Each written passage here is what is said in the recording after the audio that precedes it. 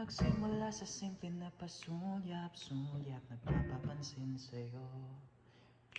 Umabot sa palitan ng mga mensahe, kilig na kilig ako. Kumusta, kain na, hello, magandang umaga. Ingat ka, pahinga, huwag kang masyadong magpupayabang.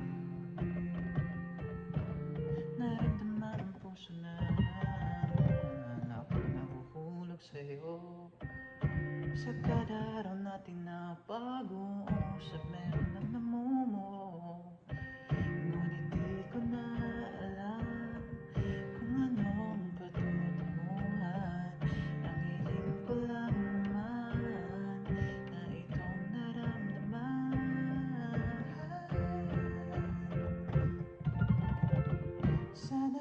Sana naman ay mapagbigyan na at nang mapakinggan ang tibok ng puso kong sa'yo lang naramdaman ng tunay na kaligayahan. Sana naman mapagbigyan ang tibok ng puso.